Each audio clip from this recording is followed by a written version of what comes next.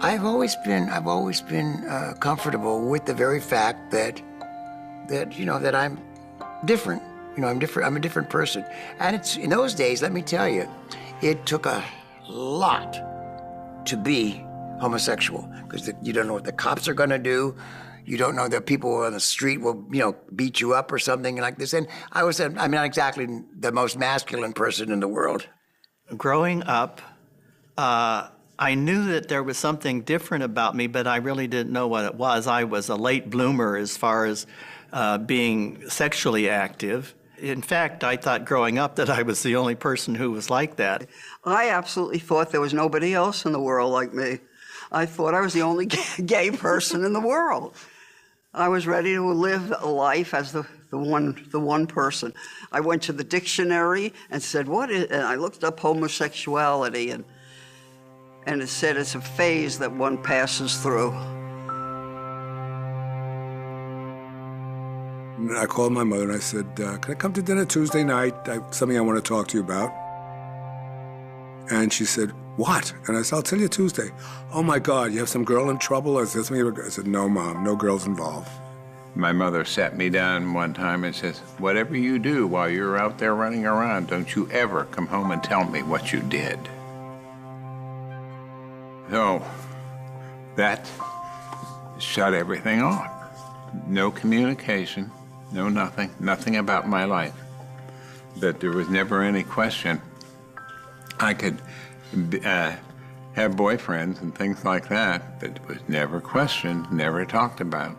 So my mother got the letter from Lucky that I was supposed to get, and she was crying and very upset and telling me I don't want my daughter to be a lesbian, and she didn't use that word, but so then my father got a hold of me and he started talking to me and he said, do you want to go see a therapist, a shrink, whatever you want? And I said, no, I am who I am and I'm fine, don't worry about it. And he said, well, you're my daughter, and no matter who you are or how you are, I'll always love you. I wrote her a note saying that this is a subject we've never talked about, but I wanted you to know that I'm a lesbian, and Barbara and I have a very good relationship, and we wanted you to be aware of this.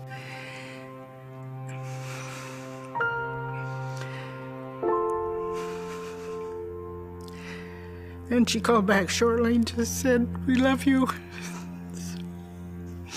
But I was glad I had done that. I didn't come out to my parents, my mother especially, because I thought she would blame herself. She was very hostile to the idea of being gay. That's not for me. So, absolutely not me. And I didn't have that attitude because I'm gay, and I felt that's all. I have no choice, that I am gay. When I told her how I felt, and she told me she felt something too, but she was afraid of the idea of being gay. I tried to talk her into it, telling her about the ancient Greeks, but for whatever good that did. And I couldn't even use the word gay because it sounded so frivolous. So I said, I'm homosexual. And my father said, what? And I repeated it, and he looked at my mother immediately and said, must be your side of the family. All the men on my side of the family were men. And my mother immediately snapped back and she said, oh, really? What about your cousin Sidney? Well, to make a long story short, he had his way with me, and it was the first orgasm I had, and I fainted. The next thing I knew, I was coming to, and he was putting cold compresses on my face. But that was my coming out. I mean, I was coming out to myself, actually, because through all my life until I was 19, I never thought about saying to somebody I'm gay. If she didn't know, she could deny it. But she knew she could have defended me. But back in those days, it was common knowledge that you could be arrested for being gay. I was very secretive. I found out later I was living in a closet. It was in New York. At that time, it was illegal to be gay. It was considered a mental disease to be gay. You had no civil rights, you had no real legal rights. Nothing was anything but that you were a criminal in those earlier days. So the police would come to people's homes, they'd send the state police and drag them out and take them off to jail and so on. I remember specifically not wanting to be seen with anybody who was, I hate even to use that term anymore to put it in that sense, but who was a little bit more effeminate or, you know, I hate that term straight appearing, but that's what I was looking for. Somebody you couldn't tell. The fear was that somebody would know who I was. It didn't occur to me that if I'm out with 14 straight people, they'll think I'm straight, but if I'm with one gay person, they'll think I'm gay. Of course they would know. I was like this. We couldn't do anything. You couldn't dance in a bar. You couldn't be in a bar. You couldn't touch anybody. God, you had to be closeted. I remember with the first woman I ever was with, I was 21 years old going to a grocery store. And a guy came up to me and he said, I know what you need, baby. I mean, like, just sickening, just sickening. I had to live two lives for so much of my life. I was Mr. Malone during the week, and I was Jimmy on the weekend. I can't come out and flaunt anything. My personality doesn't allow it because I'm so trained to be two people. I don't have to live two lives now, but I don't know how to live any other way. No.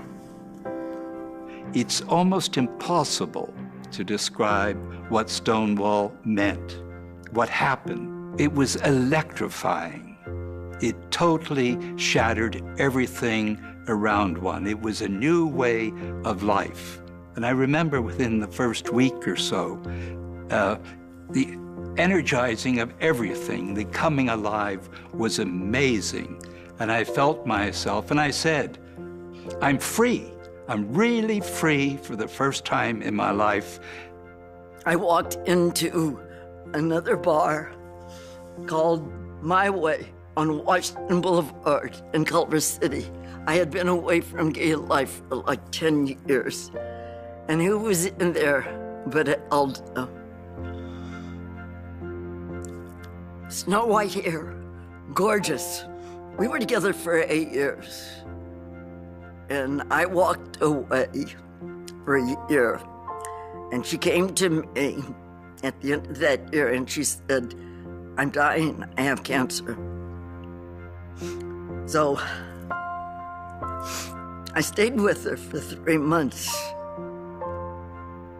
through her transition. She died in 91 from cancer. And yeah, I was a star. Irreplaceable. I learned from John that there is so much in life, so much, he was so vibrant that it made my life vibrant. I could turn to him and say, I'm hurting. And he could give me the strength, the care, whatever you want to call it, but always somehow a sense of, yes, keep going on with life, and he was that kind of a person. He understood my sense of humor, and I got his. And it could be one or two words, and we would crack up laughing.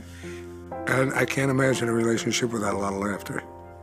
I mean, even in the middle of sex, we could stop and laugh and then go back to it. And, you know, that's great. We both had goals that were similar. What I've seen people break up a lot is because one goes in one direction, the other goes in another direction, and that's how they get apart. But our goals were similar. We both wanted to travel the world. We didn't care to make a career or a profession, and we said, we're just gonna see the world. I once remember when we first started to be together, I said, the only thing I want to see is that happiness, that you have happiness. That's all I care about. So, I don't know what else love is.